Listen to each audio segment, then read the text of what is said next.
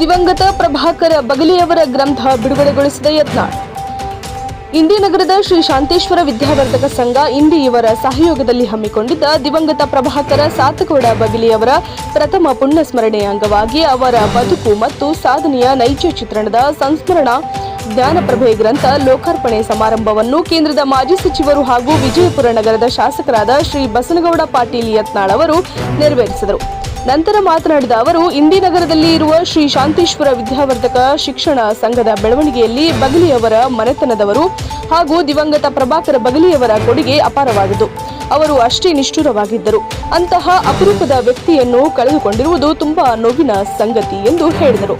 ಈ ಸಂದರ್ಭದಲ್ಲಿ ಶಂಕರಗೌಡ ಪಾಟೀಲ್ ಅವರು ಮಾತನಾಡಿ, ಬದುಕಿನಲ್ಲಿ ಕೆಲವು ಜನರಲ್ಲಿ ವಿಶ್ವಾಸದಿಂದ ನಂಬಿಕೆ ಇಟ್ಟು ಮುಂದೆ ಸಾಗುತ್ತೇವೆ. ಅಂತವರಲ್ಲಿ ನನ್ನ ಮತ್ತು ದಿವಂಗತ ಪ್ರಭಾಕರ ಬಗಲಿಯವರ ಸಂಬಂಧ ಬಹಳ ಹಳೆಯದು ಎಂದು ಹೇಳಿದರು. ಈ ಕಾರ್ಯಕ್ರಮದ ದಿವ್ಯ ಸಾನ್ನಿಧ್ಯವನ್ನು ವಹಿಸಿದ ತಡವಲಗಾದ ಶ್ರೀ ಅಭಿನವ ರಾಚೋಟೇಶ್ವರ ಶಿವಾಚಾರ್ಯರು ಆಶೀರ್ವಚನ ನೀಡಿ ಮಾತನಾಡಿ, ಇಂಡಿ ತಾಲೂಕಿನ ಶೈಕ್ಷಣಿಕ ಇತಿಹಾಸದಲ್ಲಿ ಅಗ್ರಸ್ಥಾನದಲ್ಲಿರುವ ಶ್ರೀ ಶಾಂತೇಶ್ವರ ಶಿಕ್ಷಣ ಸಂಸ್ಥೆಯ ಕಾರ್ಯದರ್ಶಿಯಾಗಿ ತಮ್ಮ ಜೀವನದ ಬಹುಭಾಗಗಳನ್ನು ಸಂಸ್ಥೆಗಾಗಿ ಕಳೆದ ದಿವಂಗತ ಪ್ರಭಾಕರ ಬಗಲಿ ಅವರು ಒಳ್ಳೆಯ ಧಾರ್ಮಿಕ ಆಚರಣೆಗಳನ್ನು ತಾವು ಸ್ವತಃ ಮೈಗೂಡಿಸಿಕೊಂಡಿದ್ದರು. ಇಂಥವರ ಪುಣ್ಯ ಸ್ಮರಣೆ ಸಂದರ್ಭದಲ್ಲಿ ಅವರ ಕುರಿತು ಗ್ರಂಥ ಲೋಕಾರ್ಪಣೆ ಮಾಡಿದ್ದು ತುಂಬಾ ಸಂತೋಷ ಎಂದು ಹೇಳಿದರು. ಹಾಗೂ ಯರನಾಳದ ಸಂಗನಬಸವ ಮಹಾಶಿವಯೋಗಿಗಳು ಮತ್ತು ಆಲಮೇಲ ವಿರಕ್ತ ಮಠದ ಪೂಜ್ಯ ಶ್ರೀ ಜಗದೇವ ಮಲ್ಲಿಬೊಮ್ಮಯ್ಯ ಸ್ವಾಮಿಗಳು ಆಶೀರ್ವಚನ ನೀಡಿ ಮಾತನಾಡಿದರು. ಈ ಕಾರ್ಯಕ್ರಮದಲ್ಲಿ ದಯಾಸಾಗರ ಪಾಟೀಲ್, ಖ್ಯಾತ ವೈದ್ಯರಾದ Nitin Thikari, M R Patil, M S Rudragowdar, Chandrashekhar S Patil, Deepak Joshi, doctor Adarsh Prabhakar Bagali, Manjunath Vandal, Jagadish Kshatri, Jattappa Ravali, Shantagowda Patil ಸೇರಿದಂತೆ ಅನೇಕರು ಉಪಸ್ಥಿತರಿದ್ದರು. ಈ ಕಾರ್ಯಕ್ರಮದ ಅಧ್ಯಕ್ಷತೆಯನ್ನು ನೀಲಕಂಠಗೌಡ ಪಾಟೀಲ್ ವಹಿಸಿದ್ದರು.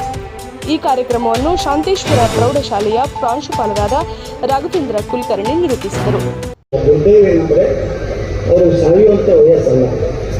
ಅದು ಏನು ರಿಯಾಕ್ಷನ್ ಆಯಿತು ಏನೋ ಗೊತ್ತಿಲ್ಲ. ಒಂದಿಂದ ಒಮ್ಮೆ ನಮ್ಗೆ ಶಾಕ್ ಆಗುತ್ತೆ.